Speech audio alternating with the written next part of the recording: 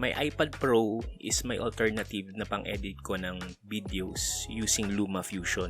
Pag nasa labas ako, ito yung go-to editing tool ko, or ito yung ginagamit ko pang update sa mga website projects ko. Minsan kasi mabigat na yung laptop ko, and usually ginagamit ko na lang yung laptop ko when I'm at home. So usually Premiere Pro ang ginagamit ko sa laptop, and of course mga Adobe softwares for my website projects. So I can say halos alternative ko na etong iPad Pro sa laptop pag asa labas ako. Medyo ilang months na rin nang nabili ko itong accessory na to for my iPad Pro.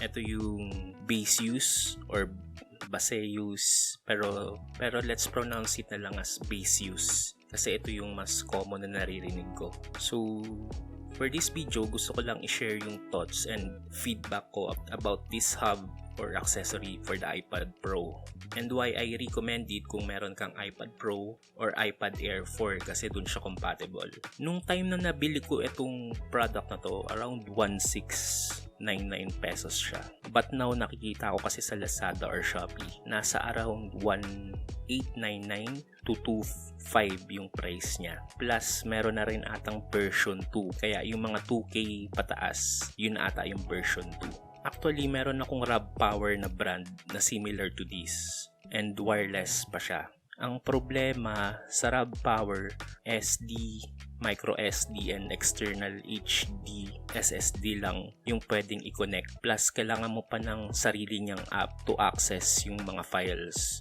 So, medyo hassle.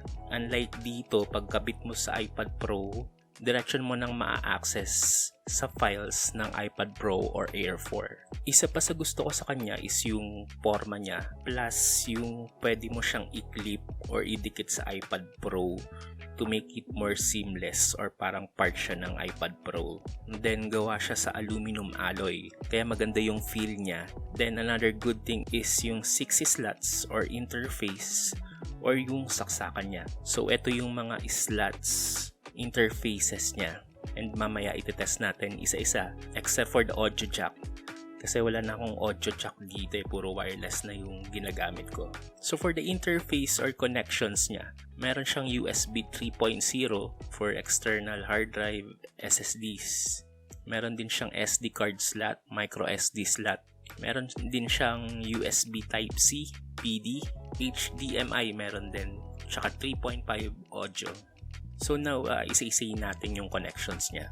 Now, unahin natin yung USB 3.0 interface or slot niya, where pwede mong ikabit yung mga external hard drives or external SSDs.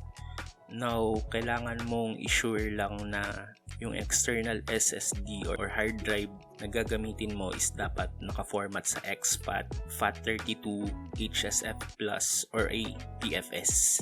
Kasi if hindi siya naka-format, katulad nitong hawak ko na external SSD, hindi ko kasi ma-format to kasi may laman, hindi niya babasahin. So no worries, meron naman akong external HDD, kaka-format ko lang, wala nga lang laman. So as you can see, pag saksak ko nung external HDD na formatted sa exFAT, pagkakabit mo, lalabas na agad siya dito sa left side ng files. So wala lang laman yung external hard drive ko, pero ito, kung titignan nyo yung left side, na-access na niya. Once tinanggal mo naman yung external hard drive niya or yung external SSD, kusa naman nating mawawala tong connection sa left side. Ang next naman is etong SD card. Titest din natin kung gagana. So once nakasaksak na siya dun sa SD card slot niya, ganun din, automatically lalabas siya dito sa left side ng files. So ito siya, and yun, may laman yung SD card ko, so nakikita nyo na access niya. So same thing again, pag tinanggal mo yung SD card, automatic na mawawala ulit yung access. So next naman, itong micro SD card, ipapasok natin sa micro SD card slot. So ganun din, ma-access mo na rin siya through files. So next naman niya is yung for HDMI, for external monitors or external screens. For example, gusto mo ng mas malaking screen, pwede mong ikabit yung sa external screen or monitor mo using HDMI. So once nakabit mo na sa HDMI, automatic naman na lilitaw na yung screen ng iPad Pro dun sa external. So, ito yung example. So, with that, pwede kang manood ng Netflix, ng YouTube sa mas malaking screen using your iPad Pro. So that's it, and that's why gusto ko i-share and bigyan ng feedback itong item na to, because if you have an iPad Pro or Air 4, definitely a must itong accessory na to. So iiwan ko na lang yung instructions below para dun sa right keyword para ma-search nyo sa Lazada or sa Shopee yung base use 6-in-1 hub for iPad Pro and Air 4. Then maybe sa mga next video ko, pwede akong mag-tutorial ng basic for LumaFusion using the iPad Pro.